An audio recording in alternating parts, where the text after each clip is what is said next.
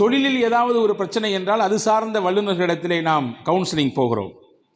அதே போன்று என்னிடத்தில் இருக்கக்கூடிய விஷயங்களை வெளிக்கொண்டு வரக்கூடிய அந்த பக்குவத்திற்காக வேண்டி சிலரிடத்திலே மன அழுத்தம், மன அயர்வு, மன பதற்றம், இதிலிருந்து வெளியே வருவதற்காக வேண்டி கவுன்சிலிங். திருமணமானதற்கு பிறகு ஏற்பட்ட பல்வேறு விதமான இடைஞ்சல்கள், அதாவது மனரீதியான குழப்பங்கள், முட்டல், மோதல்கள், இதிலிருந்து வெளியே வருவதற்கு கவுன்சிலிங். ஆக உலகம் பல்வேறு கோணங்களில் ஏதாவது ஒரு தீர்வை நோக்கி தேடிக்கொண்டே இருக்கிறது. ஒன்றை மட்டும் நாம் அழுத்தமாக உள்வாங்கிக் கொள்ள வேண்டும். வாழ்க்கையில் இன்பம் மட்டுமே முதன்மையானது, அது மட்டுமே உண்டு என்று நாம் நினைக்கக்கூடாது. வாழ்க்கையில் வெற்றிக்கு மேல் வெற்றித்தான், நம்முடைய வரலாற்றில் தோல்வியே கிடையாது என்றும் எண்ணக்கூடாது. எப்பொழுதும் நாம் செல்வந்தராகத்தான் இருக்கப் போகிறோம் என்ற நிலைப்பாடும் இருக்கக்கூடாது. வாழ்க்கையில் மகிழ்ச்சியும் கஷ்டமும் மாறி மாறி வரும். செல்வமும் அந்த செல்வ நிலையிலிருந்து கொஞ்சம் குறைதலும் கூடுதலும் மாறி மாறி வரும். நாம் செய்யக்கூடிய தொழில் வியாபாரத்தில் நஷ்டமும் லாபமும் மாறி மாறி வரும். நமக்கான புகழும் சில நேரங்களில் இகழும் மாறி மாறி வரும். நம்மை அங்கீகரிக்கக்கூடிய பேச்சும் நம்மை அவமானப்படுத்தக்கூடிய நிகழ்வும் வாழ்க்கையில் மாறி மாறி வரும். இது எல்லாம் கலந்ததுதான் வாழ்வு என்பதை நாம் உள்வாங்கிக் கொள்ள வேண்டும். இதை அன்னலம் பெருமானார் ஸல்லல்லாஹு அலைஹி வஸல்லம் அவர்களுடைய வாழ்வும் அவர்களின் மக்கத்து வாழ்க்கையையும் மதீனத்து வாழ்க்கையையும் அவர்கள் இந்த உம்மத்திற்கு விட்டு சென்ற அதி அற்புதமான வழிகாட்டுதல் நமக்கு உறுதிப்படுத்துகிறது என்பதை நாம் உணர்ந்து கொள்ள வேண்டும். அனைத்து காரியங்களிலும் மன உறுதி மிக்கவராக நாம் மாறிவிட்டால் எதையும் சந்திக்க தயார் என்கின்ற மனநிலைக்கு நாம் வந்து விடுவோம், உந்தப்பட்டு விடுவோம். நாம் எப்பொழுதும் மனதால் துவண்டு போய்விட மாட்டோம். ஒரு சின்ன சிரமம் வந்தால் அப்படியே நொந்து கொள்ள மாட்டோம். ஏதாவது ஒரு சின்ன நெருக்கடி வந்தால் அப்படியே நாம் எல்லாம் போய்விட்டது, பறிபோய்விட்டது, கைமீறி விட்டது என்று கவலையிலே அப்படியே ஆழ்ந்து நாம் போய்விட மாட்டோம். இதற்கு முக்கியமான ஒரு தேவையாக இருப்பது உறுதிமிக்க, மன உறுதிமிக்க, எதையும் தாங்கும் இதயம் வேண்டும் இறைவா என்று கேட்கக்கூடிய நிலையிலே நம்மை நாம் வளர்த்து கொள்ள வேண்டும், பக்குவப்படுத்தி கொள்ள வேண்டும். அன்பான சகோதரர்களே, முஹம்மது நபி ஸல்லல்லாஹு அலைஹி வஸல்லமின் வாழ்க்கையின் பிற்பகுதியை நீங்கள் பாருங்கள். மதீனாவின் வாழ்க்கையில் எப்படியெல்லாம் அவர்களுடைய நிலைப்பாடு இருந்தது என்று பாருங்கள். அதே போன்று முஹம்மது நபியின் வாழ்வின் முற்பகுதியை பாருங்கள். முற்பகுதி என்றால் மக்கத்து வாழ்க்கை. அதிலும் குறிப்பாக நபி அவர்கள் இறை தூதராக அறிவிக்கப்பட்டதற்கு பிறகு அந்த 13 ஆண்டு காலம் அவர்களின் நிலைப்பாடு எப்படி இருந்தது? அதற்கு பிறகு மதீனாவிற்கு ஹிஜ்ரத் செய்து போகிறார்கள். அங்கே இருக்கும் 10 ஆண்டு காலம் எப்படி இருந்தது? இப்போ வாழ்வின் பிற்பகுதியும் முற்பகுதியும் நிறைய பாடங்களை சொல்லுகிறது. முன்பகுதி 13 ஆண்டுகள் பெருமானாருக்கு கடுத்த சிரமம், பல்வேறு விதமான இடைஞ்சல்கள், இடையூறுகள், உயிராபத்துகள், தோழமைகளுக்கு ஏற்பட்ட பிரச்சனைகள், மூச்சு விட முடியாத அளவிற்கு உண்டான நெருக்கடிகள். இந்த நிலையில்தான் வல்ல அல்லாஹ் ஒரு வசனத்தை சொன்னான், ஃபஸ்பிர் கமா சபர உலுல் அஸ்மி மின் ஃபஸ்பிர் கமா சபர உலுல் அஸ்மி. நபிகள் பெருமான் ஸல்லல்லாஹு அலைஹி வஸல்லம் அவர்களே, நீங்கள் பொறுமையாக இருங்கள், உறுதியாக நிலைத்திருங்கள். உங்களுக்கு முன்னால் உறுதிமிக்க ரசூல்மார்கள் எப்படி தங்கள் வாழ்க்கையில் ஏற்பட்ட கஷ்டங்களை, சோதனைகளை, சிரமங்களை, சிக்கல்களை, நெருக்கடிகளை எதிர்கொண்டார்களோ அந்த மாதிரி உறுதிமிக்கவர்களாக நீங்கள் இருங்கள். அதுவே உங்களுக்கு மிகப்பெரிய ஒரு பக்க பலமாக இருக்கும் என்பதை அல்லாஹ் ஆறுதலான வார்த்தையிலே சொன்னார். தோல்வியும் அவமானமும் வறுமையும் ஏழ்மையும் இதுவெல்லாம் சுத்தி சுத்தி வரத்தான். ஆனால் இதை கண்டு நீங்கள் துவண்டு போய்விட வேண்டாம். உங்கள் பணியை செவ்வனே செய்து கொண்டே இருங்கள். நிச்சயம் இறையின் உதவி உங்களுக்கு கிடைக்கும் என்பதை அல்லாஹ் இந்த வசனத்தின் வழியாக சொல்லித் தந்தார். அன்பு சகோதரர்களே, மதீனா வாழ்க்கையிலே பெருமான் ஸல்லல்லாஹு அலைஹி வஸல்லமுக்கு அல்லாஹ் செல்வத்தை கொடுத்தான், சிறந்த ஒரு நிலைப்பாட்டை தந்தான். அதே நபிகள்தான் மக்காவிலே ஷுவைப் அபி தாலிப் என்று சொல்லப்படக்கூடிய அந்த பள்ளத்தாக்கிலே இலைகளையும் சருகுகளையும் சாப்பிட்டு அதை உணவாக கொண்டு சில ஆண்டுகள், சுமார் 3 ஆண்டுகளுக்கு மேலாக கழித்திருக்கிறார்கள் என்பதை நாம் பார்க்க வேண்டும். ஆட்சியையும் அதிகாரத்தையும் மதீனாவிலே பெருமானார் ஸல்லல்லாஹு அலைஹி வஸல்லமுக்கு அல்லாஹ் கொடுத்தான். ஆனால் அதே நபிகள்தான் மக்காவிலே காபாவுக்குள்ளே நுழைய முடியாத அளவிற்கு தடை போடப்பட்டார்கள். 2 ரக்காய் தொழுவது மட்டும் எனக்கு அனுமதி கொடுங்கள் என்று பெருமானார் வேண்டி நிற்க, அந்த நேரத்தில் அந்த காபத்துல்லாவின் சாவி எவர் கையில் இருந்ததோ அவர் தரமாட்டேன், உங்களுக்கெல்லாம் இங்கே அனுமதி கிடையாது என்று விரட்டிவிட்டார். பசியும் பயமும் அறியாத ஒரு சூழலை மதீனா மண்ணிலே அல்லாஹ் ஏற்படுத்தி கொடுத்திருந்தான். ஆனால் மக்காவில் நாம் கொண்டிருக்கக்கூடிய கொள்கை, இதனால் பல்வேறு விதமான அச்சுறுத்தல் சூழல் ஏற்படுமோ என்கின்ற நிலையிலே ஆரம்பகட்ட முஸ்லிம்கள் சஃபா மலைக்கு பக்கத்தில் இருந்த அர்கம் ரலியல்லாஹுடைய வீட்டில்தான் பயந்து ஒன்று கூடுவார்கள். ஏனென்றால் ஆரம்ப கட்டம், இஸ்லாத்தை ஏற்றவர்களின் எண்ணிக்கை சொற்ப அளவில் தான் இருக்கிறது, எண்ணப்படுகிற விதத்தில் தான் இருக்கிறது. எனவே அந்த நேரத்தில் ரகசியமாகவும் பகிரங்கப்படுத்தாமல் மிகவும் அது ஒரு விதமான நிலையில் தான் அதை கொண்டு போக வேண்டிய சூழல் இருந்ததினாலே அப்படியான ஒரு நிலையை கையாண்டார்கள் பெருமானார். அப்போ என்றால் என்ன புரிகிறது என்றால், பெருமானாரின் வாழ்க்கையின் பிற்பகுதி வளமானதாக இருந்தது. ஆனால் பெருமானாரின் வாழ்க்கையின் மக்கத்து வாழ்க்கை முற்பகுதி மிகுந்த சிரமத்திற்குள்ளதாக இருந்தது. அதையெல்லாம் ஏற்றுக்கொண்டு மனதை பக்குவப்படுத்தி உறுதியான நிலைப்பாட்டில் நிலைத்து நின்றதினாலே அல்லாஹ் மதீனா வாழ்க்கையில் அதனுடைய பலன்களை எல்லாம் காட்டினான். அதனுடைய பயன்கள் என்னென்ன என்பதை எல்லாம் மதீனாவிலே காட்டினான். இந்த நிலைப்பாட்டோடு ஒரு மனிதர் தன்னுடைய வாழ்வை அமைத்து கொள்ள வேண்டும் என்று அல்லாஹ் விரும்புகிறான். அன்பு சகோதரர்களே, பல நேரங்களில் மனக்குழப்பம் நமக்கு ஏற்படுகிறது. ஏன் எனக்கு மட்டும் இந்த பிரச்சனை? ஏன் என் குடும்பத்துக்கு மட்டும் இப்படியான ஒரு சுழற்சி? ஏன் என் தொழிலில் மட்டும் இப்படியான ஒரு நெருக்கடி? ஏன் எனக்கு மட்டும் இப்படியான ஒரு இழப்பு என்று நாம் நம்மை நாமே பேசிக்கொள்கிறோம். அதிலேயே நாம் அயர்ந்து விடுகிறோம். ஒரு விஷயத்தை நாம் புரிந்து கொள்ள வேண்டும். வரலாறுகள் எங்கிலும் இதற்கான நிரம்ப பாடங்கள் இருக்கிறது. கஷ்டத்திற்கு பிறகு லேசு உண்டு என்பதை குர்ஆனும் சொல்லுகிறது, வரலாறுகளும் நமக்கு நிரூபித்து காண்பிக்கிறது. ஹஜ்ரத் பெருமானா ஸல்லல்லாஹு அலைஹி வஸல்லம் அன்னவர்கள் சில முக்கியத்துவம் வாய்ந்த பெண்களை பற்றி பேசியிருக்கிறார்கள். அதிலே ஒரு பெண்மணி ஃபிரௌனுக்கு இந்த உலகத்திலே மனைவியாக கிடைத்த ஆசியா அம்மாவை பற்றி பெருமானா ஸல்லல்லாஹு அலைஹி வஸல்லம் பேசியிருக்கிறார்கள். பெண்களிலேயே சிறந்த பெண் யார் என்பதை பெருமானார் ஸல்லல்லாஹு அலைஹி வஸல்லம் அடையாளப்படுத்தும் பொழுது, கமுல மினர் ரிஜாலி கசீர் வலம் யக்முல் மினன் நிசாஇ இல்லா மரியம் பின்த் இம்ரான் வ ஆசியா இம்ராஅத் ஃபிரௌன் வ ஹதீஜா பின்த் ஹுவைலித். ஆண்களிலே பல ஆண்கள் பரிபூரணத்துவம் பெற்றுவிட்டார்கள், மிகவும் சிறப்பிற்குரியவர்களாக ஆகிவிட்டார்கள். பெண்களிலேயே அப்படி பரிபூரணத்துவம் பெற்று சிறப்பிற்குரிய அந்தஸ்திற்குரியவர்கள் யாரென்றால் மரியம், இம்ரானின் மகள் மரியம். அடுத்து சொன்னாங்க ஸல்லல்லாஹு அலைஹி வஸல்லம் ஃபிரௌனினுடைய மனைவி ஆசியா. மூன்றாவது சொன்னாங்க ஹுவைலித் அவர்கள் பெற்றெடுத்த என் துணைவியார் ஹதீஜா. இந்த 3 பெண்களையும் தனித்துவத்தோடு பெருமானார் ஸல்லல்லாஹு அலைஹி வஸல்லம் அடையாளப்படுத்தினார்கள்.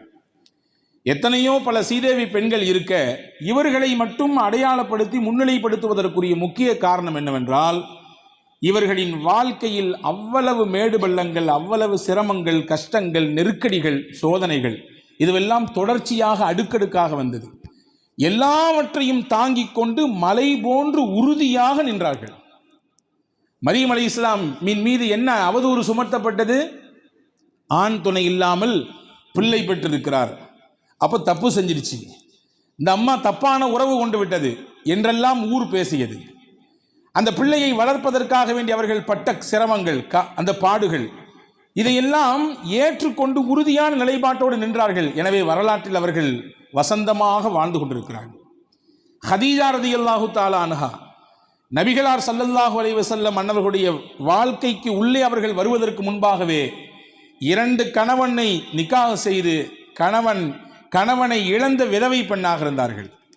இனிமேல் கல்யாணமே வேண்டாம் என்ற நினைப்பில் இருக்கும் பொழுது முகம்மது நபியினுடைய செயல்பாடும் அவர்களுடைய பழக்க வழக்கமும் அவர்களிடத்தில் இருந்த உயர்ந்த குணங்களால் ஈர்க்கப்பட்டு பெருமானாருக்கு மனைவியாக மாறுகிறார்கள். மிகுந்த செல்வ செருக்கோடு வாழ்ந்த ஹதீஜா அம்மா இஸ்லாத்தை ஏற்றதற்கு பிறகு பெருமானாரின் அடையாளமாகவே மாறி போனார்கள். தன் மொத்த செல்வத்தையும் பெருமானாரின் காலுக்கு கீழே கொட்டினார்கள். அதோடு மட்டுமல்ல, காசு கொடுத்துட்டேன், மற்ற வேலைலாம் நீங்க பார்த்துங்க என்று ஒதுங்கி நிற்காமல் களம் இறங்கி இந்த சத்திய இஸ்லாத்திற்காக வேண்டி வந்த அம்புகளை எல்லாம் தாங்கி பிடித்து அதில் ஏற்பட்ட காயங்கள், அதில் ஏற்பட்ட பல்வேறு விதமான நெருக்கடிகளை சமாளித்தார்கள். கடைசி வரை நிலையாக நின்றார்கள். நமக்கெல்லாம் தெரியும், முகம்மது நபி மதினாவிற்கு போய் மறுபடியும் மக்காவுக்குள்ளே வெற்றி வாகை சூடி வந்த நேரத்திலே வெற்றியின் கொடி பெருமானார் ஸல்லல்லாஹு அலைஹி வஸல்லம் கையில் இருந்தது. 8 ஆண்டுகளுக்கு பிறகு மக்கமா நகர் மறுபடியும் வெற்றி கொள்ளப்படுகிறது. வெற்றியின் கொடியை வைத்திருந்த பெருமானார் அதை எங்கே கொண்டு போய் நட்டினார்கள் தெரியுமா? ஹதீஜா அம்மா அடக்கம் செய்யப்பட்டிருக்கக்கூடிய அந்த முஅல்லா என்ற அந்த கபிரிஸ்தானிலே அவர்களுடைய தலைமாட்டுக்கு பக்கத்திலே கொண்டு போய் நட்டி வைத்தார்கள். என்ன காரணம்? என்ன சொல்ல வருகிறார்கள் பெருமானார்? ஹதீஜா அம்மா, நீங்க போட்ட விதை இப்போ வளர்ந்து விருட்சமாக நிற்கிறது. எந்த மக்கமா நகரிலே நம்மை நெருக்கடிக்கு உள்ளாக்கினார்களோ, பல்வேறு சிரமங்களுக்கும் சிக்கலுக்கும் பல நிந்தனைகளுக்கும் நம்மை ஆளாக்கினார்களோ, அதே மக்கமா நகர் இப்பொழுது நம் கையில் இருக்கிறது. அல்லாஹ் அந்த வாய்ப்பை, இந்த வெற்றியை நமதாக்கி கொடுத்திருக்கிறான். இதற்கு விதையாக இருந்தவர்களில் ஒருவர் நீங்களும், இதற்கு விதையாக இருந்தவர்களில் ஒருவர் நீங்களும். எனவே அல்லாஹ்விற்கு அடுத்து உங்களுக்கு இந்த வெற்றியை நான் காணிக்கையாக்குகிறேன் என்கின்ற பொருளில் பெருமானார் ஸல்லல்லாஹு அலைஹி வஸல்லம் அந்த செயல்பாட்டை அமைத்து கொண்டார்கள். அப்போ செக்கல் சிரமங்களின் சமயங்களில் உறுதியான நிலைப்பாட்டோடு இருந்தவர்களை பெருமானார் பேசியிருக்கிறார்கள். அந்த வரிசையிலே ஆசியா அம்மா ரொம்பவும் முக்கியத்துவம் வாய்ந்தவர்கள். ஃபிரௌனுக்கு மனைவிதான். நமக்கு தெரியும் ஃபிரௌன் யார்? அன ரப்புக்குமுல் ஆலா, நான் தான் உங்களின் உயர்வான இறைவன் என்று சொன்னவன். உலகத்தில் நானே இறைவன் என்று சொன்னவர்களின் பட்டியலிலே முக்கியமானவன் ஃபிரௌன். ஏனென்றால் அந்த வார்த்தையை இறைவனை குறிப்பிடுகிறான். திருக்குரானிலே அல்லாவே குறிப்பிடுகிறான், அன ரப்புக்குமுல் ஆலா, நானே உங்களினுடைய உயர்ந்த இறைவன் என்று ஃபிரௌன் சொன்னான். என்னை இறைவனாக ஏற்றுக்கொண்டவர்களுக்கு வாழ்க்கை உண்டு, இல்லை என்று ஒதுங்கியவர்களுக்கு, ஏற்க மறுப்பவர்களுக்கு நான் அவர்களுக்கு உலகத்திலேயே நரகம் என்றால் என்னவென்று காண்பிப்பேன் என்று கர்ஜித்து கொண்டிருந்தான். அவனுக்கு மனைவியாக அமைந்தவர்கள்தான் ஆசியா அம்மா. ஆனால் இறைவனின் நாட்டம், இறைவன் என்று தன்னை வாதிட்ட அந்த ஃபிரௌனுக்கு மனைவியாக கிடைத்தவர்கள், இவன் இறைவன் இல்லை, இவனையும் என்னையும் இந்த உலகத்தையும் படைத்த ஏக இறைவன் அல்லாஹுதான் என்று சொல்லி இறை தூதர் மூசா அலைஹிஸ்ஸலாமை ஏற்றுக்கொண்டு அதனால் ஏற்படக்கூடிய பின் விளைவுகளை எல்லாம் சமாளிப்பதற்கு உறுதி பூண்டு இருந்தார்கள். அதனால் சில பின் விளைவுகளும் சந்தித்தார்கள். கடுமையான நெருக்கடிகளை சந்தித்தார்கள். வரலாறு இதை விரிவாக பேசுகிறது. ஃபிரௌனை பற்றி திருக்குர்ஆனிலே ஒரு இடத்துல வருகிறது, ஓ ஃபிரௌனுதுல் அவுதாத், முளைக்குச்சிகள் உடையவன் ஃபிரௌன் என்று அல்லாஹ் சொல்கிறான். ஏன் இந்த வார்த்தையை இறைவன் பயன்படுத்த வேண்டும் என்றால், தனக்கு மனைவியாக கிடைத்த ஆசியா அம்மாவை சித்திரவதை செய்தான், நோவுபடுத்தினான். பாலைவனத்தில் படுக்க வைத்து அவர்களுடைய 2 கையிலும் காலிலும் சிலுவையை போன்று அந்த குச்சிகளை நட்டி வைத்து வேதனை செய்வான். பாறை போன்று உறுதியாக இருப்பார்கள், அசைய மாட்டார்கள், ஆடவும் மாட்டார்கள். அந்த நேரத்தில் அவ்வளவு துன்பத்தையும் வாங்கி கொண்டிருக்கிற பொழுது அவர்கள் ஏக இறைவனிடத்தில் கேட்ட துவாவை அல் குர்ஆனிலே அல்லாஹ் பதிவு செய்கிறான். ரப்பி பினிலி இந்தக பைத்தன் ஃபில் ஜன்னா வனஜ்ஜினி மின் ஃபிர்அவுன வஅமலிஹி வனஜ்ஜினி மினல் கௌமில் ஸாலிமீன். இறைவா, இதோ இந்த ஃபிரௌன் தன்னையே இறைவன் என்று சொல்லி வாதித்துக் கொண்டிருக்கிறான். இப்பொழுது என்னை துன்புறுத்துகிறான், அவன் கொள்கைக்கு என்னை இழுக்க பயம்புறுத்துகிறான், வேதனை செய்கிறான், உச்சபட்சமான துன்பங்களை எனக்கு தருகிறான். இப்பொழுது நான் உன்னிடத்தில் கேட்பது, எனக்கு சொர்க்கத்தில் ஒரு வீடு வேண்டும், அதை எனக்கு நீ காட்ட வேண்டும். இந்த ஃபிரௌன் செய்யக்கூடிய கொடுமைகளிலிருந்து எனக்கு நீ விடுதலையை தர வேண்டும் என்று துஆ செய்தார்கள். இதை அப்படியே ஹதீஸ் பதிவு செய்கிறது. அவர்களின் உடலில் இருந்து உயிர் பிரிவதற்கு முன்னால் அவர்களுக்கான சொர்க்கத்தின் வீடு எதுவோ அதை அல்லாஹ் ஆசியா அம்மாவிற்கு கண்ணுக்கு முன்னால் காட்டினான். அதை பார்த்ததற்கு பிறகுதான் அவர்களுடைய உடலிலிருந்து உயிர் பிரிந்தது என்ற வரலாற்றை நமக்கு எழுதுகிறார்கள்.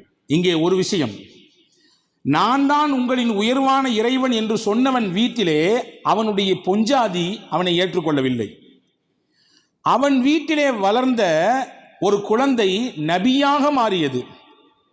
அப்படி என்றால் ஃபிரௌனே, நீ எவ்வளவு பலவீனமானவனாக இருக்கிறாய் என்பதை அல்லாஹ் உணர்த்துகிறான். 1000 கத்திகளோடு ஊருக்குள்ளே சுத்தி கொண்டிருந்தார்கள். தன்னுடைய ஆட்சிக்கும் அதிகாரத்திற்கும் உலை வைக்கக்கூடிய பிள்ளையை அப்படியே கத்தியை கொண்டு 2ஆக கீறி பிளந்து விட வேண்டும் என்ற எண்ணத்திலேயே 1000 கத்திகளோடு ஊரிலே சுத்தி வந்தார்கள். ஆனால் எந்த குழந்தையை கொல்ல வேண்டும் என்று நினைத்து எல்லா குழந்தைகளையும் கொண்டார்களோ அதே குழந்தையை ஃபிரௌனின் வீட்டில் வைத்தே இறைவன் வளர்த்தான்.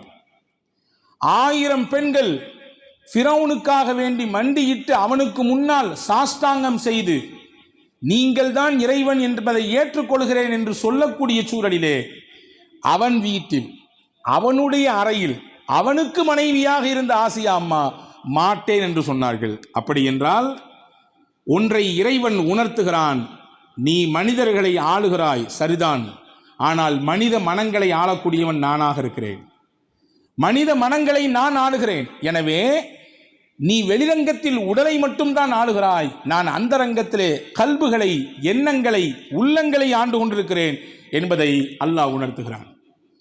பிலால் ரலியல்லாஹு அன்ஹு கடுமையாக வேதனைப்படுத்தப்பட்டாங்க என்று நமக்கு தெரியும்.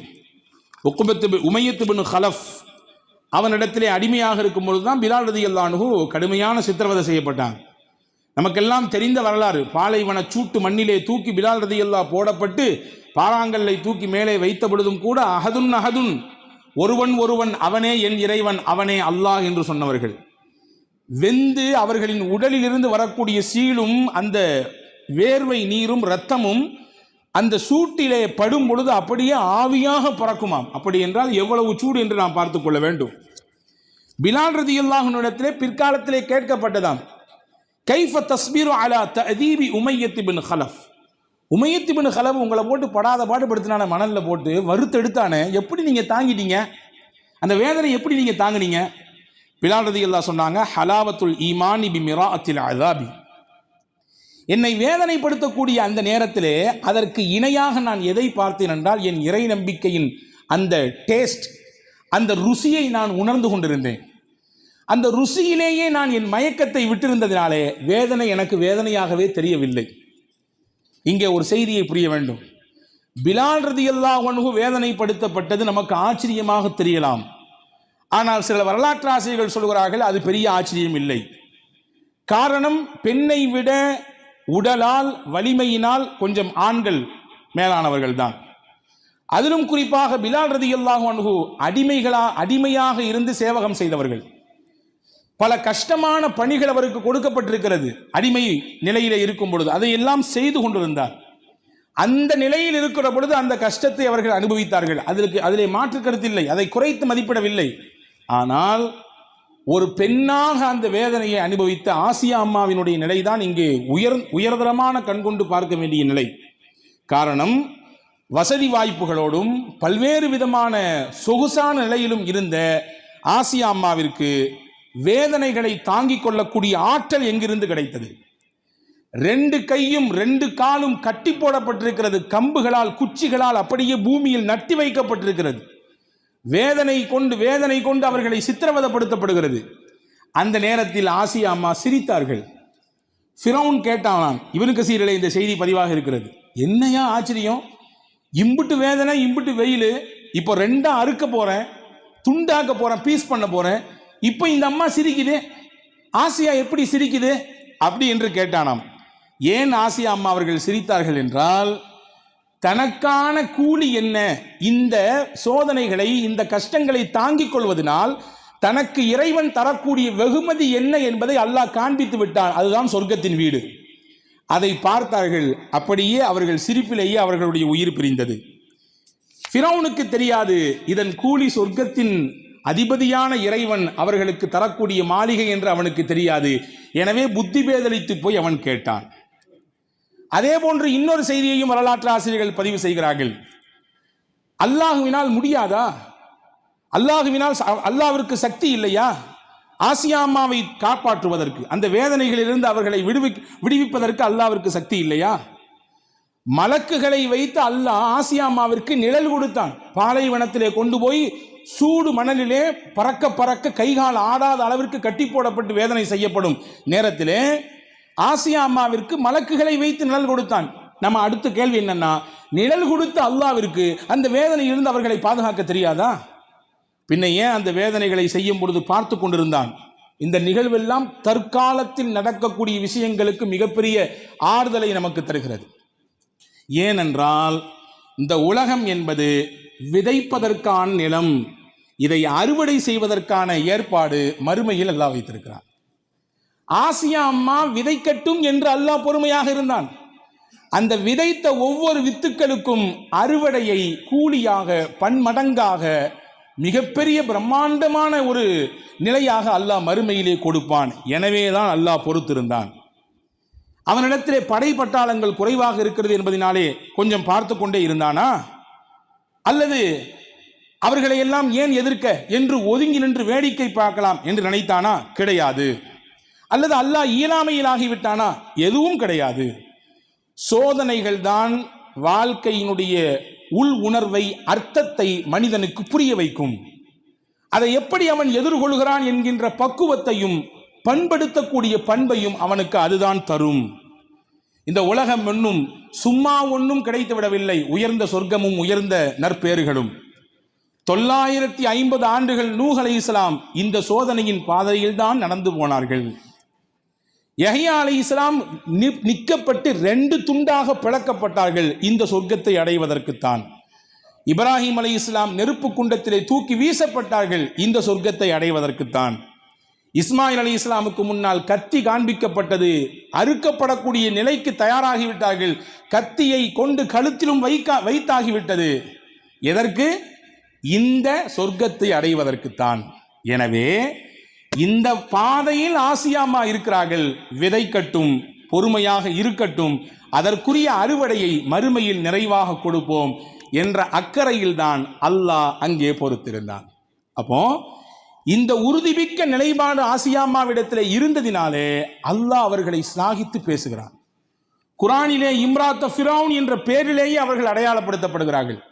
அவர்கள் கேட்ட துவாவை அல்லாஹ் குரானிலே பதிவு செய்கிறான். அவர்களின் உயர்ந்த நம்பிக்கையையும் அவர்களுடைய உறுதிமிக்க நிலைப்பாட்டையும் உலகத்திற்கு சொல்லும் பொருட்டு நபிகள் பெருமானார் அவர்களை பற்றி பேசுகிறார்கள்.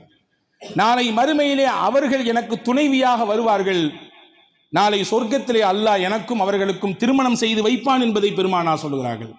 இதுவெல்லாம் எதற்கு கிடைத்த கூலி என்றால், வாழ்க்கையில் நமக்கு வருகிற சோதனைகளை, கஷ்டங்களை எதிர்கொள்ளுகிற நேரத்திலே உறுதியான நிலைப்பாட்டோடு நிச்சயம் இறைவன் எனக்கு உதவி செய்வான் என்ற நம்பிக்கை தளராமல் இருக்கிற பொழுது அல்லாஹ் அவருக்கு கொடுக்கக்கூடிய வெகுமதி என்பதை நாம் புரிந்து கொள்ள வேண்டும். அந்த சிந்தனையில் தான் நம் முன்னோர்கள் வாழ்ந்திருக்கிறார்கள். சின்ன சின்ன சிரமங்கள் வந்தாலும் நாம் துவண்டு போய் விடுகிறோம். எதையெல்லாமோ கற்பனை செய்கிறோம். அதுவால் நடந்திருக்குமோ, இதுவால் நடந்திருக்குமோ, அவன் அங்கே பார்த்தானே நம்மளை, இவன் இப்படி நினைச்சானே, அதனால ஏற்பட்டிருக்குமோ என்றெல்லாம் நம்மளை நாமே கேள்வி கணைக்குள் கொண்டு வந்து நிப்பாட்டி நம்முடைய நிகழ்காலத்தையும் நம்மை சுற்றி இருக்கக்கூடிய நபர்களுடைய நிகழ்காலத்தையும் சந்தோஷத்தையும் நாமே குழி தோண்டி புதைக்கிறோம். அல்லாஹ் எதை செய்தாலும் நன்மை வைப்பான் என்ற அக்கறையோடு நாம் நகருகிற பொழுது நிச்சயமாக அல்லாஹ் அதிலே வழிகளை காட்டுவான். நமக்கெல்லாம் தெரிந்த ஒரு வரலாறு கோடிட்டு காட்டுகிறேன். புகாரி ஷெரீஃபில் இந்த ஹதீஸ் வந்திருக்கிறது. பெருமானார் ஸல்லல்லாஹு அலைஹி வஸல்லம் சொன்னார்கள், பனு இஸ்ரவேலர்களிலே ஒரு மனிதர் இருந்தார். அவர் போய் தன் தேவைக்கு கடன் கேட்டார். கடன் கொடுக்கக்கூடிய மனிதர் கேட்டார், உனக்கு யார் சாட்சி கொண்டா அப்படின்னு கேட்டார். அவர் சொன்னார், சாட்சிலாம் எனக்கு யாரும் இல்லை, அல்லாஹ் தான் சாட்சினாரு. சரிப்பா, நீ இந்த கடனை கொடுக்காட்டி யாரு கஃபீல், பொறுப்பு யாரு, உன் இடத்துல இருந்து அந்த கடனை நிறைவேற்றணுமே. அவர் சொன்னார், அல்லாஹ் தான் கஃபீல், வேற யாரு கஃபீல் இருக்கா? உடனே அந்த மனிதர் கொடுத்து விட்டார். 1000 தங்க காசு கேட்டார். 1000 தங்க காசுகளை கொடுத்து விட்டார்.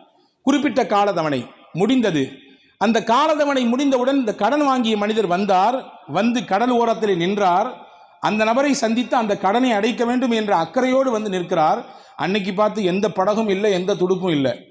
ஆனாலும் கொடுத்த வாக்கை காப்பாற்றணுமே, வாக்கு மீறினால் பெரும் பாவமாச்சே என்று நினைத்தவர் அங்கே ஓரஞ்சாரமாக கடைந்த கட்டையை எடுத்தார். மரக்கட்டையை எடுத்து 2ஆக பிளந்தார். அதிலே 1000 தங்க காசுகளை வைத்தார். ஒரு துண்டு பேப்பரிலே செய்தி எழுதி வைத்தார், உங்களை நேரிட்டு சந்தித்து கொடுப்பதுதான் முறை, ஆனாலும் வாய்ப்பு ஒன்று கூடவில்லை. எனவே அல்லாவை பொறுப்பாக வைத்து, அல்லாவை ஷஹீதாக சாட்சியாக வைத்து வாங்கப்பட்ட இந்த 1000 தங்க காசு இதோ வைத்திருக்கிறேன், கிடைத்தவுடன் எடுத்துக்கொள்ளவும். அந்த மனிதர் அங்கிட்டு கடல்ல நின்னாரு, வருவாரு வருவாரு என்று பார்த்து பார்த்து கண்ணுதான் பூத்து போனது. கடைசியில் வரல. சரி, வீட்டுக்கு விறகு பிறக்கி எடுத்துகிட்டு போய் அடுப்பெரிக்கிறதுக்கு யூஸ் ஆகுமேன்னு சொல்லி சில கட்டைகளை சுள்ளிகளை புறக்கினார். வீட்டுக்கு போனார், ஒவ்வொரு சுள்ளிகளாக உடைத்து அடுப்பிலை வைத்தார். இந்த கட்டையை எடுத்து உடைத்தார் பாருங்கள், உள்ளிருந்து 1000 தங்க காசும் பொலபொல என்று கொட்டியது. ஒரு துண்டு பேப்பரும் இருந்தது, அதிலே செய்தி இருந்தது. சரி, கிடைக்க வேண்டியது கொடுத்துட்டார் போல தெரியுது, எடுத்து வச்சுக்கிட்டார். கொஞ்ச நாளைக்கு பிறகு மறுபடியும் 2 பேரும் சந்தித்தார்கள். கடன் வாங்கியவர் மறுபடியும் 1000 தங்க காசுகளை எடுத்து கொண்டு வந்து, இந்தாங்கள் உங்களிடத்திலே வாங்கியது. அவர் சொன்னார், ஏற்கனவே தான் நீங்க அனுப்புனது எனக்கு கிடைச்சிடுச்சே, இப்போ ஏன் கொண்டு வரீங்க? ஏற்கனவே தான் நீங்க அனுப்புனது அந்த 1000 கிடைத்து விட்டது, இப்போ எனக்கு தேவையில்லையே, அல்லாஹ் உங்களுக்கு நேர்வழி காட்டட்டும் என்று துவா செய்து அனுப்பினார். அன்பர்களே, இங்கே இந்த வரலாற்றை எழுதிவிட்டு இன்றைக்கு உலக புகழ்பெற்ற எழுத்தாளர்கள் ஒருவராக இருக்கிற அவருடைய வரிகளில் உலகத்தின் பல அறிஞர்கள் சொக்கி போய் நிற்கிறார்கள். அதுகம் ஷர்காவி என்று சொல்லக்கூடிய பாலஸ்தீனத்தைச் சேர்ந்தவர், ஒரு மிகச்சிறந்த எழுத்தாளர். பல்வேறு புத்தகங்களை எழுதி பல லட்சம் பிரதிகள் விற்பனையாகி ஒரு சாதனை, பல சாதனையை செய்து கொண்டிருக்கக்கூடிய ஒரு மகத்தான கல்வியாளர். ஒரு 38-37 வயதுதான் இருக்கும் அவருக்கு.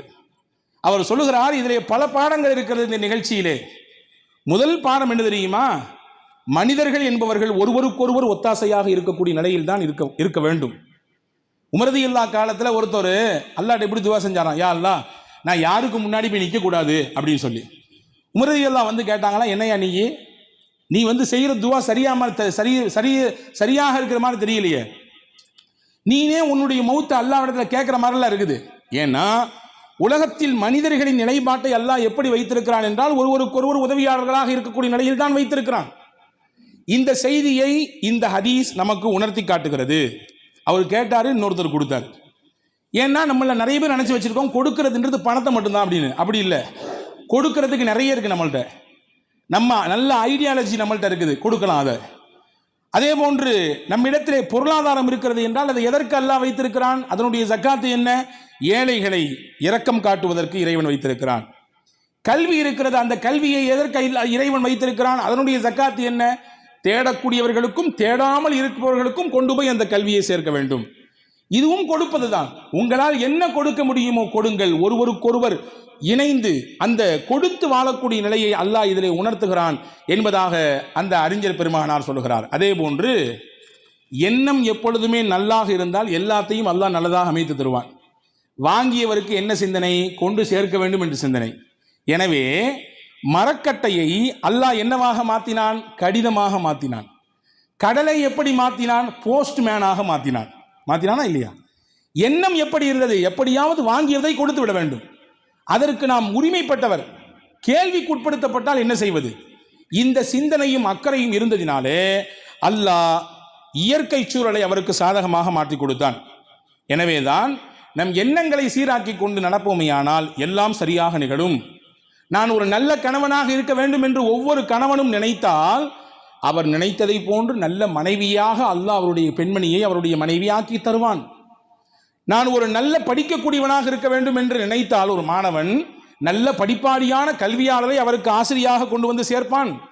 நான் நல்ல நம்பிக்கையாளனாக இருக்க வேண்டும், வாக்கு சுத்தமாக இருக்க வேண்டும், நான் யாரையும் ஏமாற்றி விடக்கூடாது, நான் யாருடைய பொருளிலும் கை வைத்து விடக்கூடாது, யாரையும் நான் எந்த ஒரு கட்டத்திலும் ஒரு சின்ன ஒரு துளியளவு அநீதம் கூட இழைத்து விடக்கூடாது என்று ஒருவர் நினைத்தால் இவருக்கும் அப்படியான ஒரு நல்ல மக்களை கொண்டு வந்து சேர்ப்பான். இவரும் ஏமாற்றப்பட மாட்டார், இவரும் நம்பிக்கை மோசடி செய்யப்பட மாட்டார், இவரும் துளியளவும் அநியாயம் செய்யப்பட மாட்டார். அல்லாஹ் கொண்டு வந்து இணைப்பான். இப்ப இணைக்கும் பாலம் எங்கே துவங்குகிறது? எந்த மனிதருடைய உள்ளத்தில் இப்படி உயர்ந்த சிந்தனை வருகிறதோ அப்படியான சிந்தனையில் உள்ள மக்களை கொண்டு வந்து சேர்ப்பான். எனவே நல்லதை நினையுங்கள் என்பதை இந்த வரலாறு சொல்லித் தருகிறது. ஆக நம்முடைய நிலைப்பாடு கஷ்டம் ஏற்படுகிற பொழுது எதையாவது ஒன்று கிடக்க ஒன்று நினைச்சா கடைசியில் ஒன்று கிடக்க ஒன்று தான் நடக்கும் என்பதை நாம் இந்த நிகழ்வுகளின் மூலமாக எல்லாம் பார்க்கிறோம். எனவே வல்ல அல்லாஹ்விடத்திலே நமக்கு ஏற்படக்கூடிய சிரமங்கள் கஷ்டங்களின் சமயத்திலே உறுதியான மனதோடு வல்ல அல்லாஹ்விடத்திலே துஆவின் வழியாக போராட வேண்டும். ஹதீஸிலே வருகிறது, சையதுனா அப்துல்லா இப்னு அப்பாஸ் ரலியல்லாஹு சொல்கிறார்கள், சஹீஹுல் புகாரிலே வந்து இருக்கக்கூடிய ஹதீஸ், பெருமானார் ஸல்லல்லாஹு அலைஹி வஸல்லமுக்கு கவலை, கஷ்டம், நெருக்கடிகள், சோதனைகள், பயம், பதற்றம் இதுவெல்லாம் வந்தால் என்ன செய்வார்கள்? இதா ஹஸபஹு அம்ருன், பெருமானாரை ஒரு விஷயம் கவலைக்கு உட்படுத்தினால், கஷ்டத்துக்கு உட்படுத்தினால் பெருமானார் என்ன சொல்வார்கள்? 3 வார்த்தைகள் சொல்வார்கள். இதுதான் இந்த பயானினுடைய செய்தி. உங்களுக்கு கவலையிலும் கஷ்டத்திலும் சோகத்திலும் நொந்து கொண்டிருக்கக்கூடிய மனிதர்களுக்கெல்லாம் பெருமானார் கொடுக்கக்கூடிய ஆறுதலான வார்த்தை. ரசூலுல்லாஹ் கஷ்டப்பட்டா சிரமம் வந்தா என்ன சொல்லுவாங்க? லா இலாஹ இல்லல்லாஹுல் அதீம் அல் ஹலீம், இது ஒரு வார்த்தை. லா இலாஹ இல்லல்லாஹு அல் அதீம் அல் ஹலீம், இது ஒரு வார்த்தை. அடுத்து சொல்லுவாங்க லா இலாஹ இல்லல்லாஹு ரப்புல் அர்ஷில் அதீம், இது ரெண்டாவது வார்த்தை. மூணாவது சொல்லுவாங்க லா இலாஹ இல்லல்லாஹு ரப்புஸ் ஸமாவாதி வல் அர்தி வ ரப்பில் அர்ஷில் அதீம், இது மூணாவது வார்த்தை. அப்துல்லா பின் அப்பாஸ் ரலியல்லாஹு சொல்றாங்க, இந்த மூணு வார்த்தையும் திருப்பி திருப்பி சொல்லிக்கிட்டே இருப்பாங்க. கொஞ்ச நேரத்தில் கவலையின் வெளிப்பாடு தெரிந்த முகத்தின் ரேகையிலே மகிழ்ச்சியின், சந்தோஷத்தின், ஆனந்தத்தின் வெளிப்பாடு தெரியும். பெருமானாருக்கு சிரமங்களும் கவலையும் ஏற்பட்டால் இதைதான் சொல்லுவார்கள். அப்படி என்றால் உலகத்தின் அருள் கொடையாக அனுப்பிய அன்னலம் பெருமானா ஸல்லல்லாஹு அலைஹி வஸல்லம் அவர்கள் நமக்கு கற்றுத்தருகிறார்கள், உங்கள் வாழ்க்கையில் கவலை மட்டுமே நிரந்தரம் என்று நினைக்க வேண்டாம், இழப்பு மட்டுமே நிரந்தரம் என்று நினைக்க வேண்டாம், நெருக்கடி மட்டுமே நிரந்தரம் என்று நினைக்க வேண்டாம். கால ஓட்டத்தில் எல்லாம் மாறும். நம்பிக்கை மட்டும் இழக்காமல் நீங்கள் வாழ்க்கையில் அடுத்தடுத்த அடிகளை எடுத்து வைத்து நகர்ந்து கொண்டே இருங்கள். நிச்சயம் உங்களோடு இறைவனின் உதவி இருக்கிறது என்பதை இந்த துவாவின் வழியாக நமக்கு கற்றுத்தருகிறார்கள். வல்ல அல்லாஹ் அப்படிப்பட்ட சிந்தனையோடு வாழக்கூடிய நல்ல தௌஃபீக்கை உங்களுக்கும் எனக்கும் எல்லா மக்களுக்கும் வழங்கியருள் புரிவானாக. ஆமீன். வாஹிர் தாவா அனில் ஹம்துலில்லாஹி ரப்பில் ஆலமீன். அஸ்ஸலாமு அலைக்கும்.